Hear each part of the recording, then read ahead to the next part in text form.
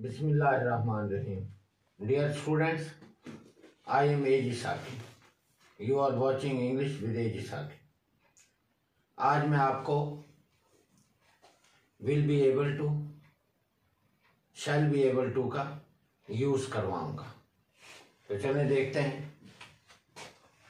will be able to, shall be able to, इसकी उर्दू में पहचान ये है, सकेगा, सकेगी, सकेंगे, या पाएगा, पाएगी, पाएंगे, पाऊंगा, पाऊंगी। इसका पहले मेथड देख लेते हैं कि इस टाइप के फिक्रे किस तरह इंग्लिश में ट्रांसलेट करने हैं। सबसे पहले सब्जेक्ट यानी फाइल आएगा, उसके बाद हेल्पिंग वर्ब जो है विल और शैल आएगा, और उसके बाद नॉट। अगर नॉट हुआ तो आपने लगाना है, नहीं तो नहीं लगाना। ये मैंने लिखा हुआ है यहाँ पे, अगर हो तो। फिर बी एबल टू, और उसके बाद प्लस फर्स्ट फॉर्म आएगी जिसको बेस फॉर्म भी कहते हैं, वर्ब। उसके बाद ऑब्जेक्ट यानी मफूल आएगा, और उसके बाद प्लस एक्स्ट्रा वर्ड्स यानी बाकी अल्फाज आएंगे। तो पहले एग्जांपल लेते हैं हम। वो इस साल इम्तहान पास कर सकेगा, या वो इस साल इम्तहान पास कर पाएगा।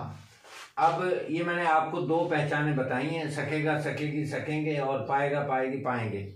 तो इसमें से आप चाहे पाएगा लगा लें या सकेगा, सकेगी इसको इस्तेमाल कर लें। मैं एक ही बोलूँगा तो आप दोनों समझ जाइए। वो इस साल इम्तहान पास कर सकेगा, he will be able to. अब देखें, अगर इसको नॉट बनाना हो तो यहाँ पे आप नॉट लगा सकते हैं। ये जो फर्स्ट हेल्पिंग वर्ब है इसके फौरन बाद he will be able to, यहाँ से यहाँ तक ये हेल्पिंग वर्ब है। He will be able to pass the exam this year. अब इसका जो है ये देखें, ये मेथड के मुताबिक ये ही यहाँ पे सब्जेक्ट है, ये वाला ये सब्जेक्ट आ गया। फिर ये विल बी और शैल बी ये हेल्पिंग वर्ब आ गया, ये वाला। नॉट इसमें है ही नहीं, बी एबल टू। और उसके बाद ये टू आ गया, और उसके बाद जो है प्लस फर्स्ट फॉर्म ये पास। तो ऑब्जेक्ट इसमें क्या है, एग्जाम ऑब्जेक्ट है जिस पे काम होता है। और दिस ईयर ये जो है ना एक्स्ट्रा वर्ड आ गया, बाकी अल्फाज आ गए। अब दूसरा सेंटेंस देखें, हम इस मामले में तुम्हारी मदद नहीं कर सकेंगे, या हम इस मामले में तुम्हारी मदद नहीं कर पाएंगे। तो इसको देखें, we shall not be able to help you in this matter. अब ये देखें, ये सब्जेक्ट है, वी यहाँ पे सब्जेक्ट आ गया, ये विल शैल जो है ये आ गया इधर, और आगे नॉट चूंकि इसमें मौजूद है, ये मैंने जो लिखा हुआ है ये नॉट आ गया, और बी एबल टू आ गया आगे ये वाला। और उसके बाद हेल्प जो है ये फर्स्ट फॉर्म आ गई, और यू जो है ना ये ऑब्जेक्ट आ गया, ये वाला ऑब्जेक्ट। और उसके बाद इन दिस मैटर ये एक्स्ट्रा वर्ड यानी बाकी अल्फाज आ गए। इस तरह के आप बहुत सारे सेंटेंस जो है ना इसकी हेल्प से बना सकते हैं। अब आगे छोटे सवाल फिक्रा, इसका मेथड देख लें पहले। ये जो यहाँ पे विल शैल हेल्पिंग वर्ब था, इसको आप स्टार्ट में ले आए, और बाकी सेम टू सेम वही सारा का सारा रूल है, और एंड पे क्वेश्चन मार्क लगा दें। मिसाल तौर पे देखें, विल शैल प्लस जो है सब्जेक्ट और प्लस नॉट, ये ऊपर पे पहले लिखा हुआ है कि अगर हो तो, यानी अगर हुआ तो लगाना है, अगर नहीं हुआ तो आपने नहीं लगाना। उसके बाद ये देखें, will be able to, shall be able to जो है ना वो यहाँ आ जाएगा, ये वाला, ये जो मेथड लिखा हुआ है ये। उसके बाद ये फर्स्ट फॉर्म आ जाएगी, ये फर्स्ट फॉर्म, और उसके बाद ऑब्जेक्ट आ जाएगा, और उसके बाद ई डब्ल्यू एक्स्ट्रा वर्ड्स आ जाएंगे, और प्लस क्वेश्चन मार्क आ जाएगा। अब हम इसकी एक एग्जांपल लेते हैं। क्या तुम हर हाल में मेरा साथ दे सकोगे? क्या तुम हर हाल में मेरा साथ दे सकोगे, या क्या तुम हर हाल में मेरा साथ दे पाओगे? तो इसकी इंग्लिश देखें, विल यू, ये देखें ये हेल्पिंग वर्ब हमने स्टार्ट में लगा दिया, ये आगे सब्जेक्ट आ गया, ये देखें ये विल शैल आ गया ये वाला, और ये सब्जेक्ट आ गया, और आगे जो है ना ये विल बी एबल टू और शैल बी एबल टू ये आ गया। उसके बाद ये जो है ना फर्स्ट फॉर्म आ गई, यहाँ पे स्टैंड बाई, साथ देना। मी जो है ना ऑब्जेक्ट आ गया ये वाला, और उसके बाद हर हाल में ये एक्स्ट्रा वर्ड है, ई डब्ल्यू यानी बाकी अल्फाज हैं।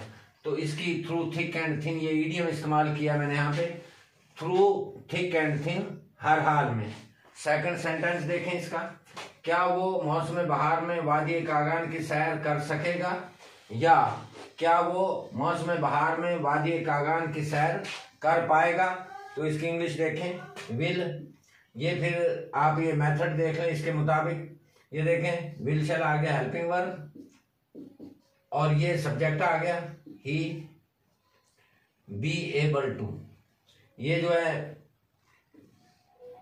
हेल्पिंग वर्ब का हिस्सा है और विजिट सैर करना, दौरा करना, ये फर्स्ट फॉर्म आ गई। और काम किस पे हो रहा है, वादी कागान पर, यानी ये ऑब्जेक्ट आ गया। तो यहां पे ये ऑब्जेक्ट आ गया। उसके बाद एक्स्ट्रा वर्ड क्या है इसमें, इन स्प्रिंग, मौसम बहार में। इन स्प्रिंग भी आप लिख सकते हैं, इन द स्प्रिंग सीजन भी लिख सकते हैं।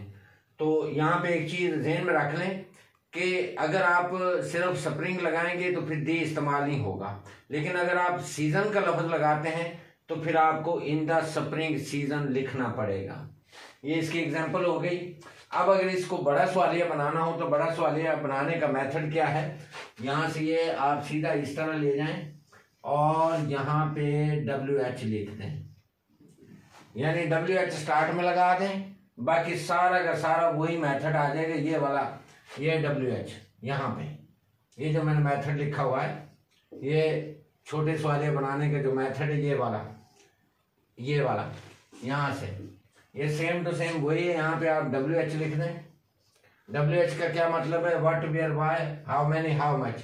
मिसाल के तौर पर इसी जुमले को हम देखते हैं, क्या तुम हर हाल में मेरा साथ दे सकोगे। ये छोटा सवालिया हो गया, तो इसको बड़ा सवालिया करना है, तुम हर हाल में मेरा साथ क्यों दे सकोगे। तो यहाँ पे आपने वाई इंग्लिश लगा देनी, why will you be able to stand by me through thick and thin.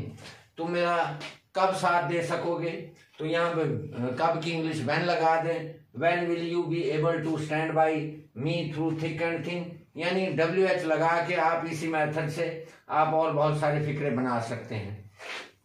अब अगर इसका पैसिव वॉइस आपने बनाना हो तो फिर क्या करना है, तो पैसिव वॉइस बनाने के लिए आपने ये देखें, ये बी, ये जो है अपना ये मेथड लिखा हुआ है विल बी और शैल बी, विल बी और शैल बी। तो ये टू के बाद आपने बी लगाना है और बी लगाने के बाद आप थर्ड फॉर्म इस्तेमाल करेंगे। ये मैंने मेथड नीचे लिखा हुआ है।